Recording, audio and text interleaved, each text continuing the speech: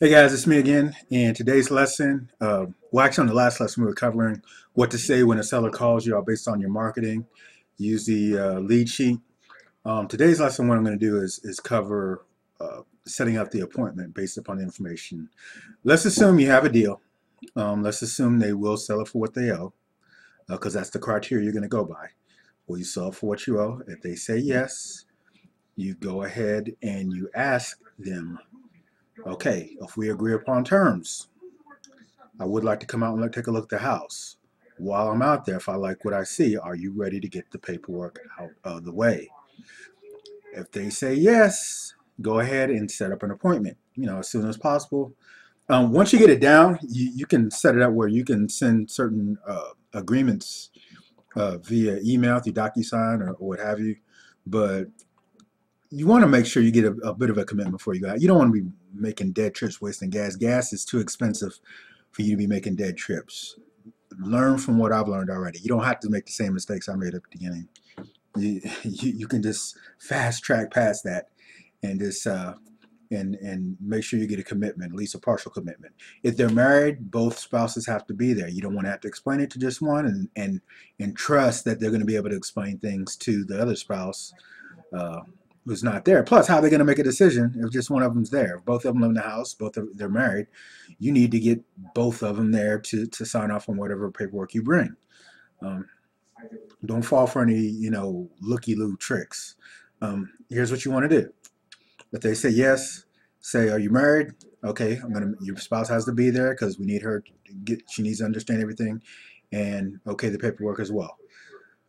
What you want to do, set up an appointment, take a look at the house, basically you want to kind of just get an idea of what their situation look to make sure there's no funny business with the house, make sure everything's intact, make sure there's no major damage or anything to the house.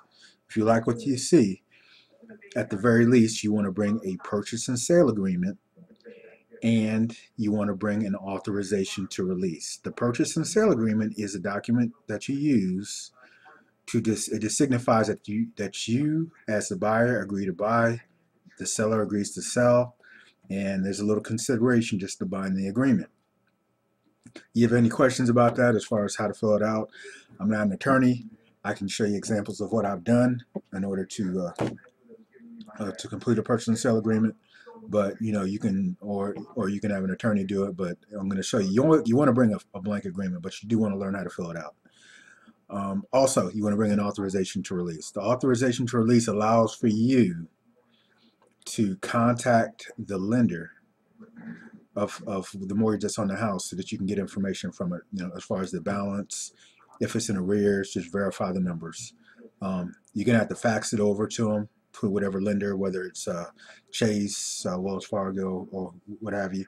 And usually if you fax it over, it takes about 2 days to go through.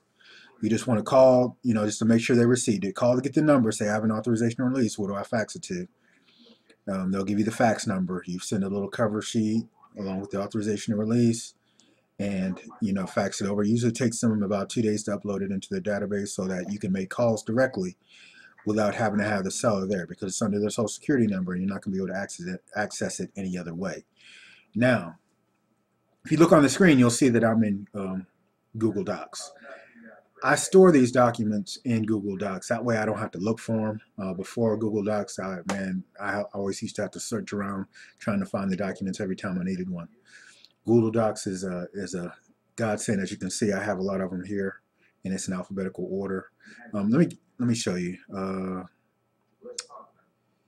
Here is a copy of an authorization to release right here. Basically, see, you get the lender's name, address, phone number, the borrower's name, the property address, loan number.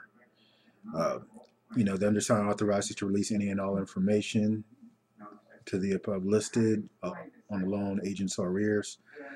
They sign it, and Social Security. You can get a date of birth, but they may require a date of birth. It's probably good to get that, and you're gonna need the social. And you print their name and date. If there's two of them, there's a spot for two. So you need to get that. You need to get this information signed whenever you do it. Also, let's see. You want to get a purchase and sale agreement. I used to use a standard one.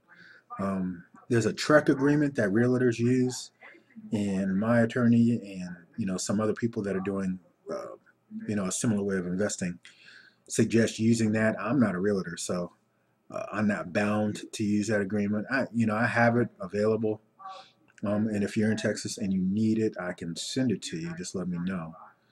But let me scroll down to it. There it is. See, truck agreement, and this is specifically modified for subject to. Got the verbiage from my attorney, and a truck agreement modified for a wraparound mortgage. So either way, however you take the property, and I'm just loading the subject to one. Yeah, you just fill it in. If you need information on how to fill it in, you can look up some examples online. Again, I'm not an attorney, so I can't fill it out for you, but I can give some suggestions and show you some examples. You'll notice on the front that it has it shows the lot block and all that stuff, like the legal description. Don't fill that part in. Just put in the address and the zip code. Don't do that, because if you put the wrong part in, you're going to mess it up. Just put the address, put the seller's name, buyer's name, and there's some spots, that you're going to go through. But, you'll be able to figure it out. If you can't, just just let me know, and, I'll point you in the right direction. But basically that's, and this one I need to kind of modify because I see some blank spots, but that's basically it. I store them in Google Docs. That way anywhere I have internet access, I can always print it out if I need to. Here's a good point. Always bring 2 of them, because despite the fact that you've already asked them to, if they're gonna go ahead and get the paperwork out the way, sometimes they test you.